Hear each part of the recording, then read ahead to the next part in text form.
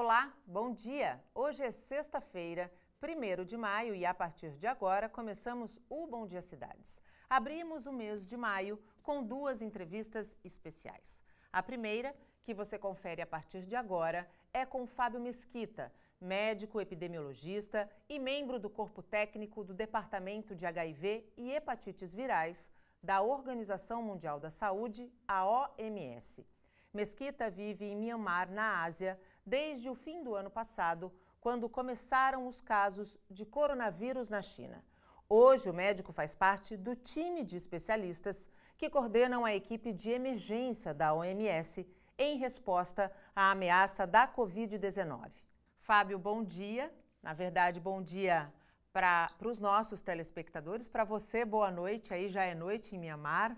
Eu quero muito agradecer a tua disponibilidade de nos atender, falar conosco deste que é um tema não só atual, mas extremamente importante. Bom dia. Bom dia, Nathalie. Muito obrigado pelo convite de estar no Bom Dia Cidades e é um prazer estar com vocês e poder falar com muita gente que eu adoro aí na região da Baixada Santista. É um prazer poder falar com o Brasil também. Fábio, essa semana especificamente, o país atingiu a marca de mais de 5.000 mortes, que se comparado à China, são mais mortes do que o que foi registrado na China, onde tudo começou. Está longe da gente dizer que essa situação está sob controle? Esses números registrados são graves? São sérios, sobretudo se você comparar com a população, proporcional à população, né? Porque isso significa, se a gente fosse fazer uma proporcionalidade, que a gente teve já, até ontem, 7 vezes o número de mortes da China. Não é só que é mais do que na China, porque a China tem uma população muito maior que o Brasil. Então, proporcionalmente, é um impacto de mortalidade muito maior do que aquele que aconteceu na China, onde a epidemia começou no final do ano passado. Então, nesse momento, sobretudo porque a gente não tem nem vacina nem medicamento, que seriam as maneiras da gente poder enfrentar, vamos dizer assim, uma prevenção mais ativa ou um tratamento, o que nós temos à mão são medidas de saúde pública. E essas medidas precisam ser adotadas e a gente precisa segui-las. Então, sem elas, eu acho que a gente não tem como impactar a pandemia nesse momento. Os países que estão seguindo essas recomendações têm tido bastante sucesso e têm conseguido impactar a disseminação da pandemia. Quando a gente fala em medidas, a principal delas é o isolamento social, fora as medidas de higiene, que já deveriam fazer parte do dia a dia de todo cidadão brasileiro, de toda a população mundial, né? A gente sabe que o simples ato de lavar as mãos já afasta muitas das doenças que hoje a gente enfrenta. Mas o isolamento social é a principal ferramenta. Em países que seguiram, nós vimos que a curva ela logo se assentou. No Brasil, a gente vive uma polarização entre vou seguir o isolamento e não vou seguir o isolamento. Você é médico, você é epidemiologista, você está na Organização Mundial da Saúde, acompanha todo esse movimento da Covid-19. O que você diria, Fábio, para os brasileiros, para os santistas, porque nós aqui em Santos somos a cidade da Baixada Santista, com também o maior número de casos e o maior número de mortes? O que a gente tem dito, Nathalie, é que nós precisamos, e a gente viu esses exemplos, sobretudo na Itália e na Espanha, a gente precisa estar preparado para a dimensão de como é rápido a disseminação desse vírus. Eu trabalho com vírus há muitos anos, desde 1987 eu trabalho com HIV, depois vim trabalhar com hepatite, são todas doenças virais. Nunca vi alguma coisa parecida com essa. Esse vírus tem uma capacidade de disseminação impressionante, cada pessoa, tecnicamente, espalha para 3 outras pessoas e isso é exponencial. Então, quanto mais pessoas a gente contatar, mais rápido a pandemia vai disseminar. O problema de disseminar muito rápido é o problema de que o sistema de saúde não tem como enfrentar isso, ele não tem estrutura para enfrentar isso. E isso a gente está vendo em cidades como Manaus, a gente está vendo em cidades como Rio de Janeiro, a gente já está vendo em cidades como Recife, em Pernambuco, que não só o sistema de saúde está completamente tomado, tem fila de vaga para UTI, como até o sistema funerário está entrando em colapso no caso de Manaus. Então, foi isso que aconteceu na Itália e na Espanha. O fato de que eles não adotaram imediatamente medidas de isolamento social causou um impacto tremendo sem que o sistema de saúde estivesse preparado para ele. Para se ter uma ideia, países vizinhos, né, como a Holanda, como a Alemanha, tomaram as medidas necessárias e tiveram um impacto muito menor nos seus serviços de saúde. Então, assim, o problema nós não temos estrutura para colocar todo mundo na rua e achar que não vai disseminar o vírus. O vírus vai disseminar, ele dissemina muito rápido.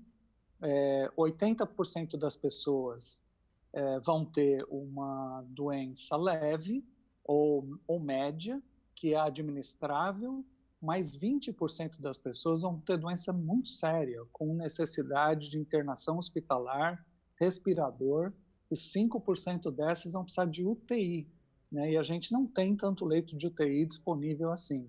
Se pensar só em Santos, né, podemos imaginar quantos leitos de UTI a gente teria disponíveis aí em Santos ou na Baixada Santista, mesmo aí no litoral norte de São Paulo, no Vale do Ribeira, a gente não tem tanto leito de UTI. Então, a gente não tem como evitar que a melhor forma da gente não disseminar o vírus é não encontrar pessoas, porque aí o vírus não tem como passar de uma pessoa para outra.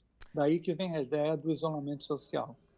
Fábio, o vírus... Existe só uma questão, né? Existe um plano B para isso? Existe. Por exemplo, você poderia estar testando todo mundo que é positivo e conseguir isolar todo mundo que é positivo. Isso foi o que a Coreia fez, o que Singapura fez, a Coreia do Sul, Singapura, e foram estratégias de grande sucesso. Só que o Brasil é um dos países que menos tem testado a população. Então, a gente tem visto, eu acompanho de longe, mas proporcionalmente à população, o número de testes é muito baixo. O Brasil só está testando casos graves ou profissionais de saúde e pessoas internadas. Então, assim, a estimativa que a gente tem e que vários pesquisadores brasileiros têm divulgado é que entre 6 e 10 vezes o número de casos que está registrado, porque só está sendo testado caso grave. Então, é por isso que a gente está dizendo, o principal problema é ou aumenta muito, mas muito mesmo o número de testes, e daí você tem um controle epidemiológico melhor da situação, ou você faz isolamento social. Nesse momento, imagino que essa seja a única opção que o Brasil tem. Essa subnotificação, além de esconder, vamos dizer assim, entre aspas, esse verbo, esconder a situação real do país, ela também atrapalha a tomada de decisão do ponto de vista de estratégia, né, Fábio?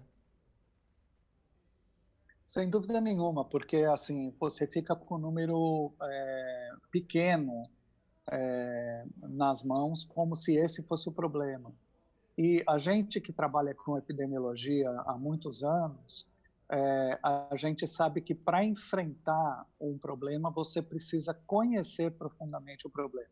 Sem o dado, sem a informação, sem o teste, a gente não conhece a dimensão do problema, não sabe para onde que está se espalhando, onde que está acontecendo mais e onde que você tem que ter uma intervenção maior. Então, sem dúvida, a subnotificação cria muito problema. No HIV, a gente tem uma maneira de dizer, por exemplo, conheça a sua epidemia para poder confrontá-la. Sem você conhecer, é muito difícil você poder confrontá-la com medidas adequadas. Fábio, o vírus ele é mutável?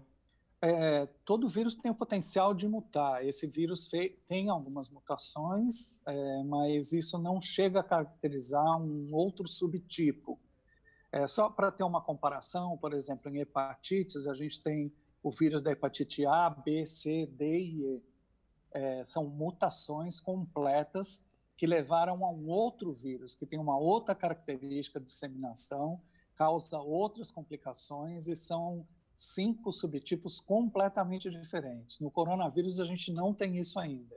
A gente tem pequenas mutações, por exemplo, as pessoas avaliam, nesse momento, a gente ainda precisa colher mais informação, mas que o vírus inicial que circulava aqui na China é menos infectante do que o vírus que circulou na Europa e menos que o que circulou nos Estados Unidos. Então, tem pequenas mutações, mas que não caracteriza um outro subtipo de vírus. Ainda é do mesmo Covid-19 que a gente está falando o tempo todo. Fábio, há uma grande preocupação sobre uma possível segunda onda da Covid-19 na China. E essa preocupação, obviamente, se estende aqui para o Brasil. A pergunta que eu acho que todo mundo se faz, essa segunda onda, ela é possível? Quem é contaminado pela Covid-19 não fica imune? Essa segunda onda é possível, é biologicamente plausível e é esperada. Só para ter uma ideia, Nathalie, eu acho não, tudo que foi publicado até agora na ciência mostra que o caso mais sério que a gente teve até o momento foi aquele caso daquele cruzeiro chamado Diamond Princess, a Princesa do Diamante, né? Esse cruzeiro ele ficou ancorado no porto de Yokohama logo no começo da epidemia, em janeiro. Todo mundo é capaz de lembrar isso. E naquele cruzeiro eles tomaram poucas medidas de isolamento, de prevenção. A taxa de pessoas contaminadas naquele cruzeiro foi em torno de 30%. Ou seja, tinha um potencial de contaminar todo mundo, contaminou 30%. As taxas que a gente está considerando de disseminação nos países que tiveram casos mais sérios, como Espanha, como França, como o caso, enfim, da Itália, nesses países a gente achou uma taxa de contaminação em torno de 20%. Então, assim, você teria potencialmente ainda bastante gente para se contaminar. E até o momento, a gente não tem uma convicção de que a pessoa que pegou o vírus, porque é um vírus novo, a gente ainda não domina totalmente a informação científica sobre ele, a gente não tem a informação, até saiu uma nota da OMS na semana passada, de que a pessoa que pegou o coronavírus ficou imune ao coronavírus. Nós tivemos alguns casos de que a pessoa teve alta, com o exame negativo, e depois ela voltou a apresentar sintomas do coronavírus. Vários casos na Coreia, no Japão, em outros lugares que foram reportados assim. O que aconteceu nesses casos é difícil de saber se foi o vírus que reativou dentro da pessoa. De verdade, o exame não detectou o vírus ativo e por isso ela foi dada alta. E daí o vírus replicou novamente e aparece outra vez no exame. Essa é a hipótese mais provável. Mas a segunda hipótese é que essa pessoa tenha se reinfectado. A gente ainda não tem como concluir isso e vai demorar um tempo. Mas, em suma, a segunda onda é esperada, só que nós estamos preparados para ela.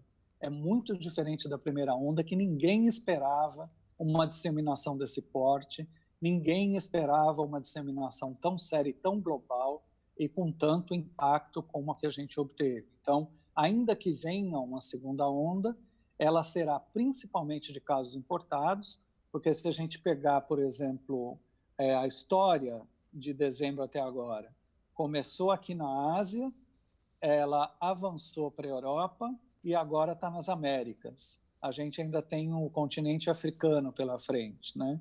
Então, ela está indo de lugar para lugar. E aí pode ser que ela volte, principalmente quando reabrirem as fronteiras e as companhias aéreas voltarem a operar. Então, nessa circunstância, pode ser que tenha casos importados que venham a aparecer. Então, é claro, mas a gente está muito mais preparado se houver uma segunda onda do que a primeira, e a gente tem a expectativa de que o conjunto da história do Covid vai durar em torno de 2 anos, sendo que o momento sério em cada país, em cada lugar, é em torno de 3 a 5 meses. Fábio, quando você fala 2 anos, a gente pode imaginar que medidas de isolamento precisem ser tomadas ao longo deste período também? Como eu falei, existe um plano B, esse plano B cientificamente também é viável, que é essa ideia de que se você abrir o isolamento, você tem que encontrar todos os casos, isolar todos os casos, testar todo mundo e tratar todos. Se você fizer isso, você pode ir paulatinamente abrindo o isolamento social. O que você não pode é abrir o isolamento social e não ter nenhuma estratégia de contenção. Você precisa de uma estratégia de contenção por enquanto, até que a gente tenha uma vacina ou até que os 650 clinical trials, né, que são os estudos que estão sendo feitos com medicamento, achem um medicamento poderoso que possa melhorar a sobrevida das pessoas quando internadas. Então, você tem mecanismos que estão em estudo, que ainda podem funcionar, mas hoje o que a gente tem são só medidas de saúde pública, ou o isolamento social, ou uma medida de controle de saúde pública total. No caso de muitos países que não têm essa capacidade técnica, ou a capacidade de exames, ou a capacidade de acompanhamento para fazer uma medida de saúde pública de controle epidemiológico, que é isso que eu falei, né? Nesse caso, o que seria isso, né? Encontrar todo mundo que é positivo, isolar todo mundo que é positivo, testar todo mundo e tratar todos. Enquanto o país não conseguir fazer isso, a única saída é o isolamento social. Fábio, você citou bem que o vírus ele está percorrendo o mundo e vai chegar na África. E nós sabemos que a África, uma parte dela é muito pobre, né? Tem muita necessidade. E é um vírus com alto poder de disseminação e também um alto poder de causar danos ao organismo, principalmente ao sistema respiratório. Como que a OMS está se preparando para esse momento em que o vírus chegar na África? O que eu acho que é importante dizer é que não só a OMS, mas muitas das organizações internacionais em muitos países têm ajudado essa luta internacional, né? Embora a gente veja alguns poucos países que ou negam a existência do problema e se recusam a cuidar do seu próprio país, ou algumas vezes, por exemplo, como teve um presidente que cortou as doações para a Organização Mundial de Saúde, mas a gente vê o tanto que a gente recebeu de solidariedade, o tanto de apoio que a gente recebeu no mundo todo, é uma coisa impressionante. Desde a Lady Gaga fazendo um show ao vivo com pessoas incríveis, né? Paul McCartney, todo mundo ajudando e coletando recursos para a organização, pessoas como Bill Gates e outros empresários que no mundo estão colocando muitos recursos à disposição para que a gente ache uma vacina, para que a gente ache medicamentos e para que a gente possa cuidar das pessoas, né? Outras organizações da ONU estão trabalhando muito sério nessa questão. Enfim, tem muita gente, muitos países que têm dado contribuições incríveis assim, para essa luta global, que é uma luta que hoje a humanidade entende é uma luta de todos, não é uma luta de uma organização ou de um grupo ou de algumas pessoas. É um problema desafiador para a humanidade, é o principal problema que a gente viveu historicamente falando, do ponto de vista da saúde, até porque eu acho que a gente nunca teve tanta globalização, tanta circulação de pessoas no planeta como a gente tem nesse momento. E a gente também nunca teve, se há algo de positivo que a gente também possa destacar, é justamente essa produção de conhecimento científico, né, Fábio? A gente nunca teve no mundo todo cientistas de todas as partes do mundo correndo, se empenhando e tentando buscar uma resposta que possa dar fim a esse problema que atingiu de maneira desoladora e inesperada todos os países do mundo, né, Fábio? Exatamente, eu acho que isso tem sido assim o lado maravilhoso, vamos dizer, do problema, tem sido assim a solidariedade humana, a participação da ciência, o envolvimento de empresas comprometidas com o social, o papel da mídia extraordinário, os profissionais de saúde que têm dado show, enfim, tem muita coisa bonita acontecendo.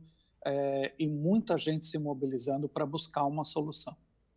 Fábio, dentro dessas soluções, 2 medicamentos surgiram como possibilidades aqui no Brasil.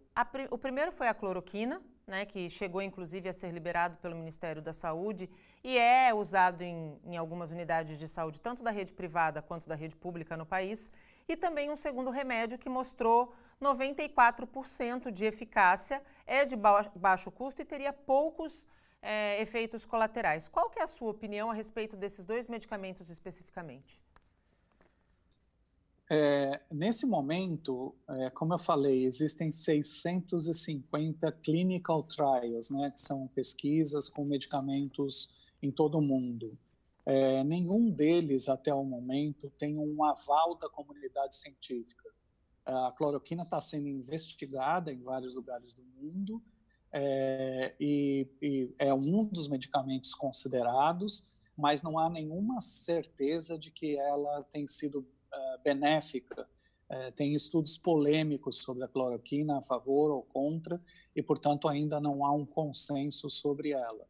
Da mesma forma, a gente tem usado medicamentos antirretrovirais, que a gente costumava usar para HIV, a gente tem usado interferon, que a gente costumava usar para hepatite, a gente tem usado o plasma de pessoas convalescentes, pessoas que se curaram do Covid, para tentar cuidar de outras pessoas. E essa teoria do Anita, né, que chega, ela nunca foi testada em seres humanos, não há nenhum estudo científico publicado sobre ela, e até o momento ninguém na comunidade científica levou isso em consideração. Fábio, como é que está hoje a situação na China? Você vive, nós falávamos antes do nosso bate-papo começar, aqui nos bastidores, que aonde você está morando desde o final do ano passado, a situação é bastante tranquila. Mas, de uma maneira geral, vocês estão muito próximos do epicentro, né? Da onde tudo começou, a gente pode dizer assim. Como é hoje, como está hoje a situação aí na China? A gente literalmente vizinho de borda com a China, né? A gente faz fronteira com a China, e a situação da China está bem controlada, né? As autoridades chinesas tomaram medidas assim que são difíceis de adaptar a outros países. Eles conseguiram um isolamento social impressionante, conseguiram controlar a pandemia em Hubei, que era o foco, o epicentro da epidemia no começo, e também várias outras províncias chinesas que foram afetadas. Hoje é muito difícil você conseguir entrar na China, eles continuam com um critério muito rígido de circulação de pessoas de outros países para evitar essa segunda onda. E a China, na verdade, tem sido um dos maiores apoiadores para o mundo todo. Por exemplo, a gente viu várias matérias que na crise italiana, vários médicos chineses foram para a Itália para ajudar, vários pesquisadores chineses, porque eles tinham passado por isso e puderam ajudar. Eles têm ajudado aqui em Mianmar, eles têm ajudado em vários países do mundo, porque eles adquiriram primeira experiência. Então, a China hoje, para a gente, é um parceiro super importante. Se a gente pensar o impacto que teve na população chinesa, proporcionar uma população de 1 bilhão e 400 milhões de habitantes, acabou sendo um impacto pequeno, e eles têm contribuído bastante com todo esse esforço global. Para a gente finalizar aqui o nosso bate-papo, eu poder te liberar, porque o seu trabalho aí também não para, qual que é a mensagem, na sua opinião, que a pandemia tem deixado e, quando ela passar, vai deixar para o mundo todo? Eu acho que, talvez, Nathalie, a coisa mais importante tenha sido um pouco de igualdade, né?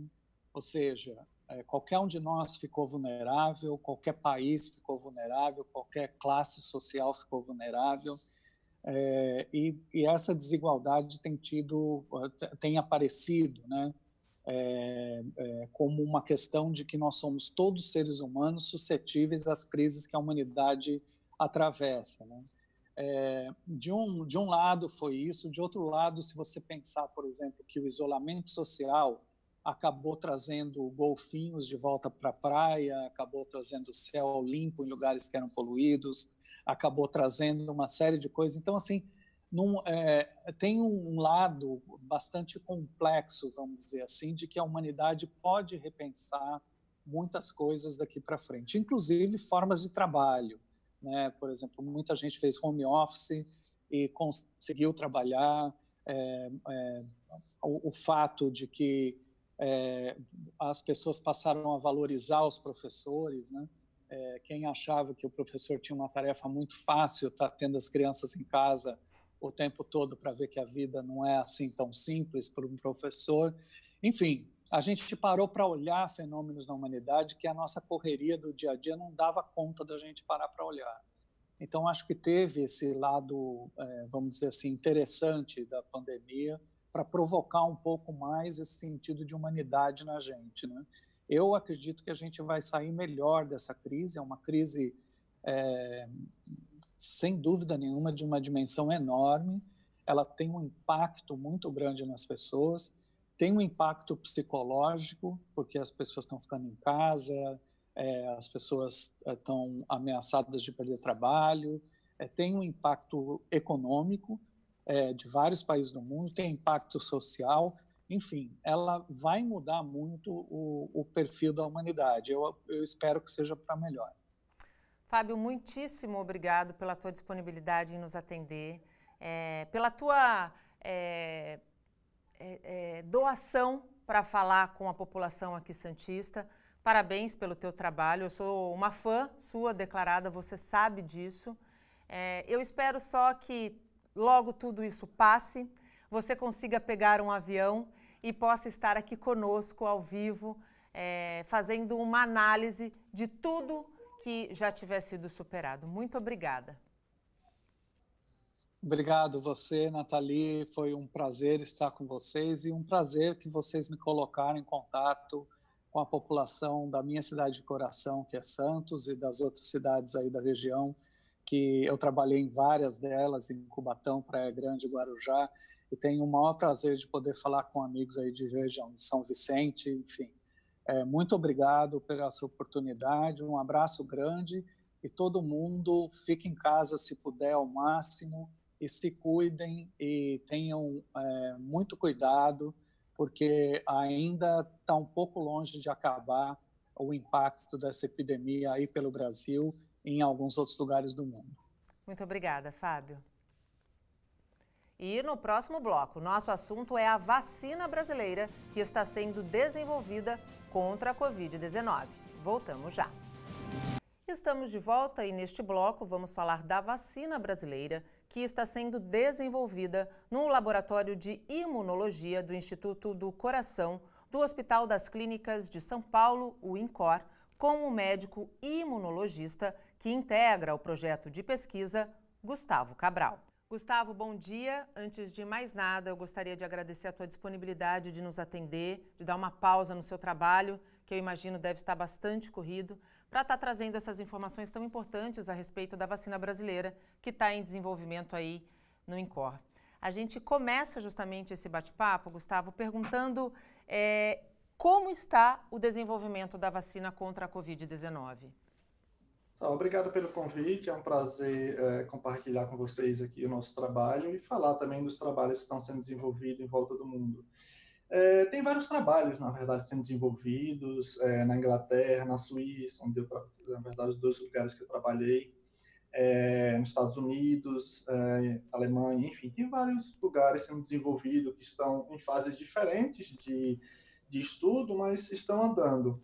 Assim como a gente aqui, a gente está trabalhando, tem uma equipe muito, muito boa trabalhando nisso, tendo colaborando diretamente nesse estágio de formulação vacinal, a parte intelectual está sendo muito bem feito. Já estamos com a parte de experimentação animal que está sendo também feito. Mas aqui a gente também precisa chamar a atenção de algumas coisas aqui. Uma é que a gente segue todos os rigores científicos acadêmicos, tá? Normal, a gente segue tudo certinho. Embora tenha essa pressão social que é justo, as pessoas queiram o resultado mais rápido, mais próximo, a gente precisa ter todos os cuidados possíveis. Independente de outros países, está no estágio mais avançado ou menos avançado. Para a gente não importa, a gente precisa seguir os rigores científicos todos certinhos. Segundo, a questão de logística aqui no Brasil é um pouco diferente, tá? Infelizmente, a gente precisa comprar material, a gente precisa comprar reagentes para desenvolver, a gente precisa importar e às vezes demora 15 dias, um mês. Isso gera uma angústia enorme para nós pesquisadores, por questões do atraso. Isso é uma coisa também que a gente tem que levar em consideração aqui no Brasil. Dar exemplo de quando eu trabalhava na Inglaterra, na Suíça, em Oxford, em Berna, na Suíça. Eu pedi algo para comprar, no dia seguinte estava na minha bancada, então as coisas naturalmente andam mais rápido, sabe? Então a gente tem que levar em consideração diversas coisas. Por isso mesmo, uma coisa que é muito importante é a gente desenvolver a nossa própria tecnologia, a gente produzir nossa própria vacina, porque a gente não pode estar refém de produtos que vêm do exterior a vida toda. Eu cheguei agora no Brasil, cheguei há pouco tempo no Brasil, já voltei com essa correria louca. E, assim, eu estou me vendo numa situação aqui, tem que trabalhar com a equipe, desenvolver essa vacina, tem que lidar com essas burocracias que são muito diferentes, são muito desgastantes, essas dificuldades da logística para obter as coisas aqui no Brasil. E, ao mesmo tempo, tem que fazer ciência, sabe? Essa correria é muito pesada. Então, assim, a gente precisa demais, independente de quem vai ser a primeira ou a segunda pessoa ou grupo a desenvolver a vacina, a gente precisa demais de nossa tecnologia, nossas vacinas aqui no Brasil. Demais. E é a questão mesmo de missão. A gente precisa ir do início ao fim com essa vacina, levar seres humanos e ter essa tecnologia aqui para a gente poder responder a qualquer outro problema que possa ter no futuro, sabe? Então, assim, a equipe espetacular, multidisciplinar, temos Jorge Calil, Edécio Cunha, Kate Santos, são pesquisadores espetaculares. Além disso, tem toda a equipe que forma, que é muito, muito, muito boa. Então, assim, intelectualmente, a gente está muito bem suportado, nós temos um suporte espetacular. Mas, como eu falei, nessa parte de logística, a gente tem que estar lidando. Às vezes é desgastante, angustiante, mas a gente tem que seguir, a gente tem que dar continuidade. No caso da vacina brasileira, Gustavo, vocês estão trabalhando com fragmentos da Covid-19, é isso? Exatamente, a gente não trabalha com o vírus inteiro. Tem essa questão do cuidado. Porque a gente conhece muito pouco o vírus, a gente trabalha com mais ou menos 4 meses do vírus que a gente conhece, e a gente precisa ser muito mais cuidadosos. Como nós temos informações prévias do SARS, do coronavírus, a gente sabe que tem um fragmento do vírus que ele utiliza, como vocês veem na TV, como está vendo aquela estrutura, aquelas coroazinhas no vírus, aquela estrutura que é importante para se acoplar ao receptor das células, por exemplo, células humanas, e entrar na célula. Então, o que a gente faz é utilizar apenas aquele pedaço e aí junta a outros fragmentos, os chamados que eu tenho trabalhado na Suíça e na Inglaterra, chamado VLP, são partículas semelhantes ao vírus, que eu sei que quando eu injeto no ser humano, ele gera uma resposta imunológica. Então, eu vou lá, junto os dois, injeto, nesse caso, em animais, por enquanto, e eu sei que ele vai gerar resposta imunológica geral e também contra aquele pedaço do vírus que ele utiliza para entrar na célula. Como mais ou menos eu tiro a chave do vírus para poder abrir a porta e entrar na célula. Nós, quando eu falo nós, eu falo equipe, né? Sem dúvida, sem dúvida. E a gente sabe que essa equipe está bastante empenhada e eu concordo em absoluto quando você diz que não importa quem seja o primeiro, o segundo, o importante é que a gente desenvolva, né? Dentro de tudo isso que a gente está vivendo, em busca desta vacina, você acredita que o mundo tenha percebido a importância, e quando eu falo mundo, eu vou fazer o recorte aqui para o Brasil, tenha percebido a importância do investimento em tecnologia e em ciência? Eu vou te falar uma coisa, nenhum país de primeiro mundo é o que é sem o respeito à ciência e tecnologia. Eu sempre faço a pergunta, você conhece algum país de primeiro mundo que não prioriza a ciência? Eu não conheço. Como eu falei, eu morei na Inglaterra e na Suíça, são países primeiro mundo. A prioridade é diferente para o investimento em ciência e tecnologia. Infelizmente, aqui, a gente fica ainda com aquela sensação de que, meu Deus, o que é que nós estamos fazendo? Se nós estamos tendo uma dificuldade, uma logística, às vezes para comprar um reagente, às vezes para comprar uma coisa, tudo tem que estar importando. Além disso, a gente tem que lidar com essa questão de investimento em ciência e tecnologia, em que um ano é A, o ano seguinte é B, depois é C. E essa oscilação, além de destruir uma nação, sabe, o futuro assim de uma nação, inclusive destrói a questão econômica. Além de ser estratégia de saúde, destrói economicamente, porque a gente não produz nossas coisas. Sabe?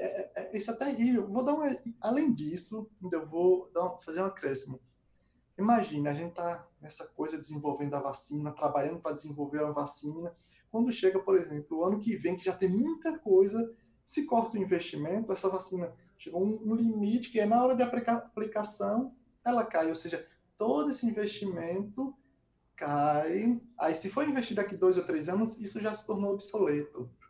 Então, assim, tem um exemplo bem prático que todos, às vezes a gente utiliza informações muito anteriores, as pessoas não lembram, mas essas pessoas vão lembrar. A gente tão lembrado que há pouco tempo a gente teve um problema com o Zika vírus. Exatamente. E tem uma vacina à disposição para utilizar em seres humanos? Eu não conheço. Não. Entende? Então, assim, a gente precisa aprender, a gente não precisa estar passando por essas situações sempre para entender que investimento, ciência e tecnologia gera estabilidade social, muda a vida das pessoas, sabe? Das pessoas e de uma sociedade no todo. Produz conhecimento, né? Claro, e conhecimento é muito caro. Imagine que se nós temos algo para produzir, ao invés da gente importar tudo o que acontece, com aquele conhecimento a gente faz tudo aqui no nosso país. Ou pelo menos a grande maioria a gente exporta, ao invés de importar. E vacina, esse tipo essa parte farmacêutica, biomédica, é muito caro. Entende? A gente não precisa estar dependendo de estar importando, comprando tudo, o tempo todo. Isso acaba com o nosso dia a dia como pesquisador. Isso gera uma tristeza, uma angústia que você nem imagina. Porque, eu vou dar um exemplo, posso dar, acho que esse exemplo é muito importante. Assim. O mês passado, início de março, eu pedi para comprar 2 produtos, que são importantes para desenvolver a formulação da vacina, algumas estratégias. Aí agora, dia 12 de maio, eu fui informado que esse produto já está, um dos produtos já está no estágio portuário para chegar. Eu pensei, que bom, eu vou já poder fazer alguns experimentos. Aí me avisaram, olha, está em análise da Anvisa e da Receita Federal. Então, até a previsão de entrega é 7/5. Falei, meu Deus, daqui a 25 dias, 20 dias, eu falei, não, você está de brincadeira. Sabe, isso, a gente ficar dependendo o tempo todo, sempre está buscando algo no exterior. Aí o que acontece também? A gente forma intelectuais de altíssimo nível Que vão que embora. simplesmente perde, exatamente. Quando eu falei em voltar para o Brasil, vários amigos. Você tá louco? Você tá em Oxford, ou você tá indo para a Suíça, vai voltar para o Brasil? E aí eu tenho que explicar, não, mas eu sou brasileiro, eu preciso fazer algo assim. Porque toda a minha formação foi aqui no Brasil. Todo o investimento foi aqui no Brasil. Quando eu fui para a Inglaterra, eu já era PhD. Então, para o país pegar alguém que só paga o salário é uma maravilha, Sem dúvida. entende? Maravilha, só que a gente não, a gente forma, a pessoa bem preparada, vai embora. E eu também não julgo, viu? Assim, eu sou brasileiro, eu gosto de ser lá do sertão da Bahia, sabe? Eu gosto dessa coisa brasileira. Mas pare para pensar, quando a minha formação foi 15 anos, 4 anos e meio de graduação, 2 anos de mestrado, 4 anos de doutorado, eu fiz 3 pós-doutorados, 5 anos, assim, no mínimo 15 anos.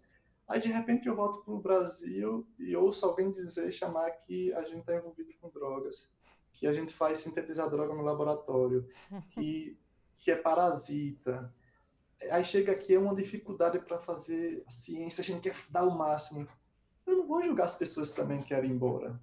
Entende? Porque quando a gente chega fora num país desse, a gente é bem recebido, Com certeza. sabe? Diz, não, por favor, doutor, venha fazer ciência, que sabe que a gente vai levar algo para o país.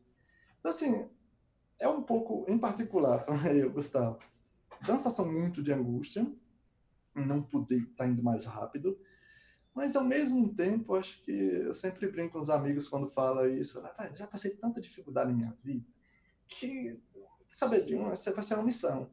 Mas não só para essa vacina. Eu sempre falo com a equipe, que não sou só eu, tá? Tem toda uma equipe envolvida, sabe? Mas, assim, não só, mas se a gente desenvolver a tecnologia aqui no país, nós temos que fazer isso, Sem sabe? dúvida. Tem que brigar mesmo para respeitar a ciência e tecnologia, porque não é só Gustavo, não é só Jorge Calil, não é só Edés, sabe? É uma população, é uma nação que, sabe, precisa entender isso, entende? Mas, enfim, a gente vai passar por essa fase e também tem que colocar a sociedade também no jogo, Sem tem que dúvida. chamar atenção, falar, olha, a melhor vacina nesse momento é a participação social, é o isolamento social. Não, eu sempre brinco e falo com os amigos, a turma, e falo, olha, dependendo de religião, para mim não importa isso, mas eu, por exemplo, eu não sou nada comparado ao que eu vou dizer. Se Deus diz, faça por onde que eu lhe ajudarei, quem sou eu, quem somos cientistas, para dizer, deixe com nós, deixe conosco. Entende? Então, todos têm que fazer por onde, para a gente se ajudar.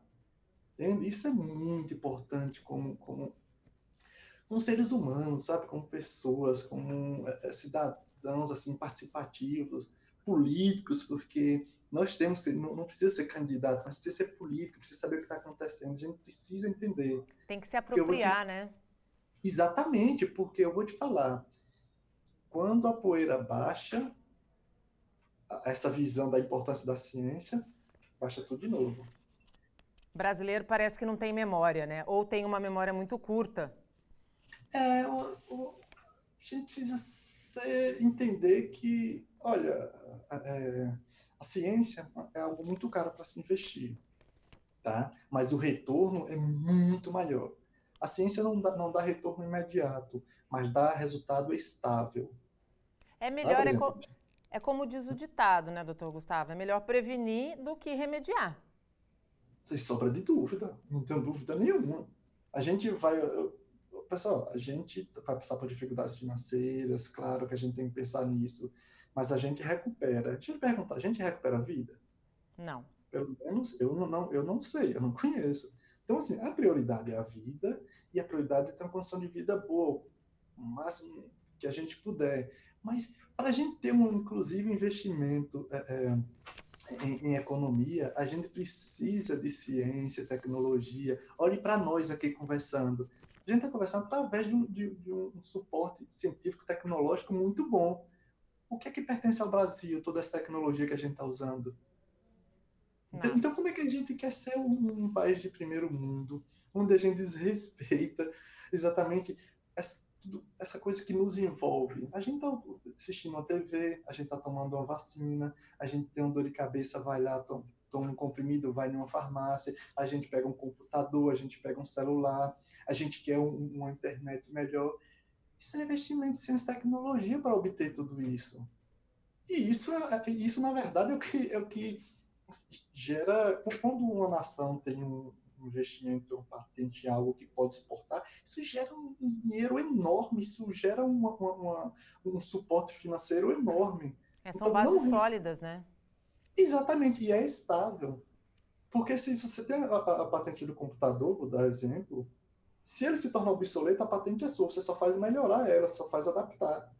Você não precisa criar tudo, isso é seu, isso é da empresa, isso é do país, isso é da nação. Entende? Então, ciência e tecnologia tem que ser chamada a atenção, 1, 2, 10, às vezes é até meio chato, repetitivo, mas tem que ser. Olha assim, investimento em educação. Eu sempre brinco com o pessoal. O pessoal brinca, você fala da sua vida e tal. Eu falo, olha, eu falo de minha vida porque eu tenho 38 anos. Aos 20 anos, 19, 20 anos, eu estava vendendo carne, eu era feirante.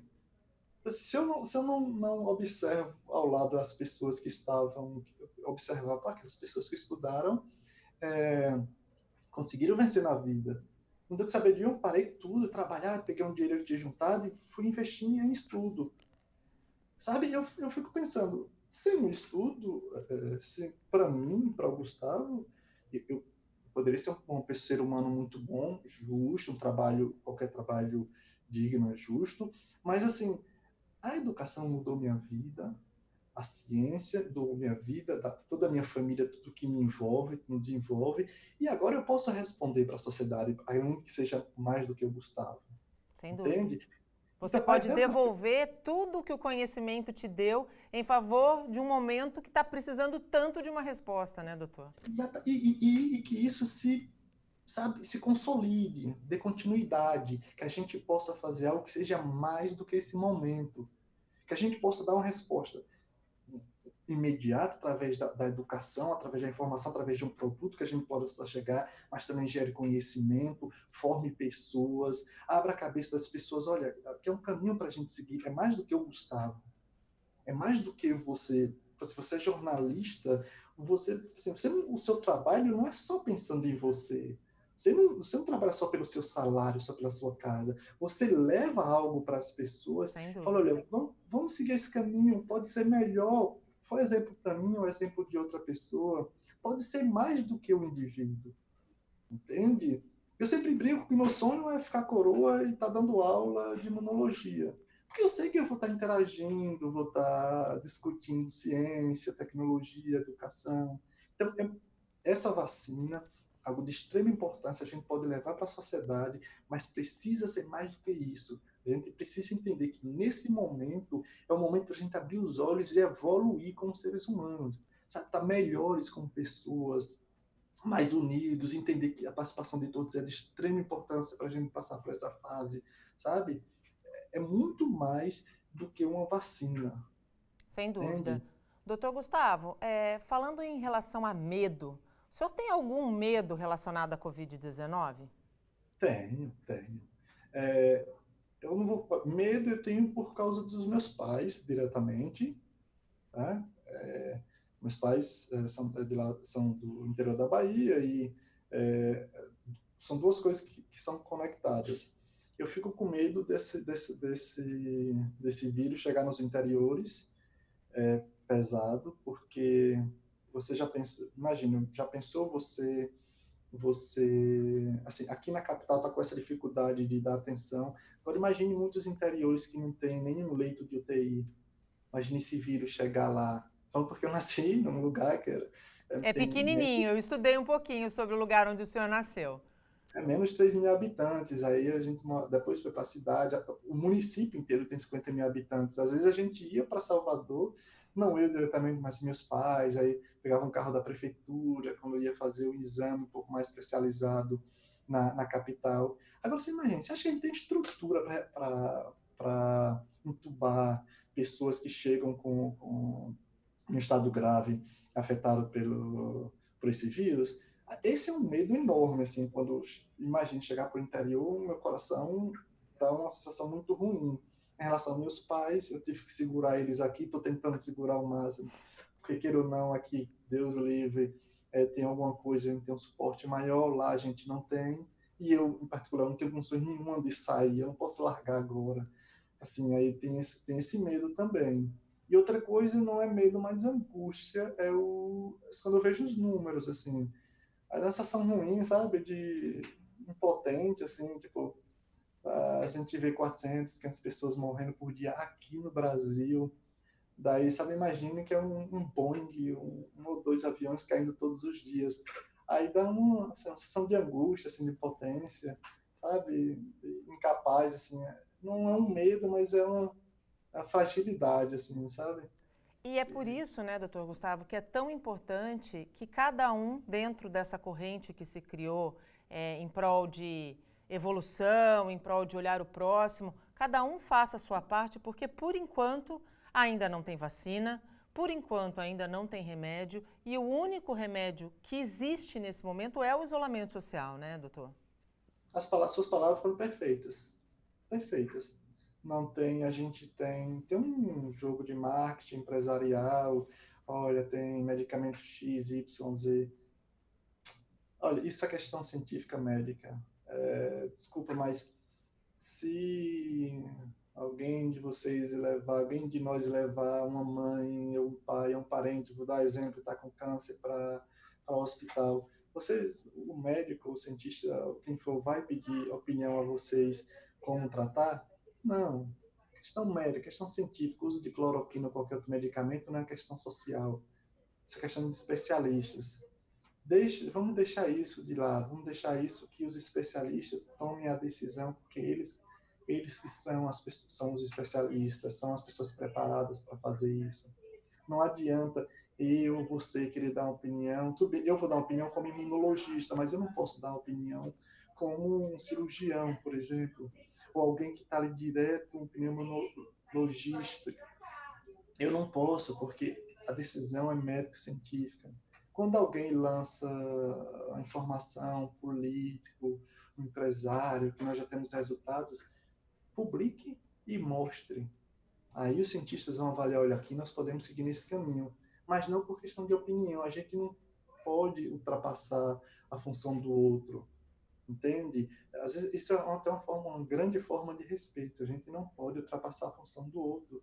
Eu não posso falar como um piloto vai pilotar o avião. Por mais que eu fico lá no computador, eu não posso falar isso. Isso não cabe a mim, Sem dúvida. entende? Isso ele não tem que estar explicando, perguntando à população, ou político, ou empresário, como é que ele vai pilotar. Ele tem que ir ali, tomar decisões dele, que ele sabe que é correto, que se preparou para aquilo e vai chegar no local. E Entende? Então, hoje assim, a única decisão correta é o fique em casa. sem sombra de dúvida, com embasamento científico, não só brasileiro, não só meu, mas mundial. Isso não é opinião nem minha nem sua. Isso são dados científicos internacionais que, assim, não é apenas de uma nação ou outra que estão seguindo esse caminho e é o resultado que deu certo, ou que pelo menos está impedindo impedindo de que o desastre seja maior, tá? Os Estados Unidos, não é essa potência enorme, olha só, mais de 50, 60 mil pessoas mortos lá. Isso catalogado. Imagine o que não está notificado. Você tem noção? 50 mil mortes. Com o vírus foi identificado há menos aproximadamente 4 meses. Meu Deus, a gente precisa ter um pouco mais de empatia. Aqui a gente chegou ontem a mais de 5 mil mortes, não foi um Exato. processo crescente. Às vezes eu evito um pouco estar olhando os números, porque dá uma sensação muito ruim. Mas você imagina um vírus que tem assim, aproximadamente 4 meses identificado, parou o mundo, e alguém vir dizer isso não é tudo isso. Aí você perde o amor humano. Entende? Se perdeu o amor pela vida, porque não é possível. Eu estou citando o Brasil, imagina um Boeing todos os dias caindo. Exatamente. Entende? Doutor Gustavo, infelizmente o nosso tempo está acabando. Eu gostaria demais de agradecer a tua disponibilidade, esse bate-papo que foi, para mim foi incrível, né? Eu tenho acompanhado aí pessoalmente as notícias a respeito do desenvolvimento da vacina brasileira e compactuo com tudo isso que, se me permite chamá-lo de você, Claro. tudo isso que você falou. Nós precisamos valorizar a ciência, nós precisamos valorizar a tecnologia e nós precisamos respeitar o tempo dos procedimentos. Enquanto esse tempo ele não passa, nós temos uma receita, que é a de ficar em casa. E temos que ficar. Quem puder, fique em casa. Muitíssimo obrigada. Perfeito. Obrigado eu e parabéns pelo trabalho também que vocês estão fazendo, porque nós não temos esse acesso direto à população sem a comunicação de vocês, e a grande maioria dos comunicólogos, jornalistas estão fazendo um trabalho muito bom em relação educacional, informativo. Parabéns. Obrigada. O Bom Dia Cidades desta sexta-feira fica por aqui. Nos despedimos com uma homenagem ao Dia do Trabalhador. Em meio à pandemia, muita gente não pode parar de trabalhar. São setores essenciais que, por causa da correria do dia a dia, a gente às vezes nem se dá conta de que esses profissionais continuam por lá.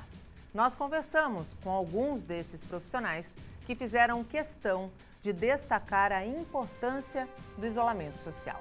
Nós voltamos na segunda-feira, às 8 horas da manhã, se Deus quiser. Bom fim de semana. Tchau. Meu nome é Luiz, sou motoboy. Em meio a essa pandemia aí de Covid-19, a gente continua trabalhando aí na luta, na rua. O trabalho não pode parar. Se a farmácia fechar, pessoas com outras doenças também, como problemas cardíacos, diabetes, problemas autoimunes, irão morrer também de outras complicações. Então, assim, a gente da área da saúde, a gente sai todos os dias com medo de se contaminar no transporte público, na rua, no próprio contato com as pessoas, porque na área da saúde a gente lida com pessoas doentes. Então a gente tem um medo constante de pegar e um medo pior ainda, que é de passar para as nossas famílias. E a gente está encarando isso, para poder dar o melhor para todo mundo e que as pessoas não fiquem sem saúde, desamparadas. Trabalho em pronto-socorro, me prontifiquei a atender apenas os casos de Covid-19 nos lugares que trabalho. O que eu gostaria de pedir para vocês é o seguinte: quem puder ficar em casa nesses dias será de grande importância, pois o vírus é altamente contagioso. Agora, quem não puder ficar em casa, precisar trabalhar, precisar ir ao hospital, ao mercado, ou qualquer seja o motivo, eu gostaria de pedir para evitar multidões e sempre que puder lavar as mãos, o máximo de vezes possíveis. A Polícia Civil, através de suas delegacias e plantões, estão abertos para o registro de todas as ocorrências policiais. Inclusive, o telefone 181 continua em funcionamento para o recebimento de denúncias. Nós solicitamos que, na medida do possível, as pessoas procurem fazer o registro das ocorrências através da delegacia eletrônica, cujo endereço consta aqui embaixo.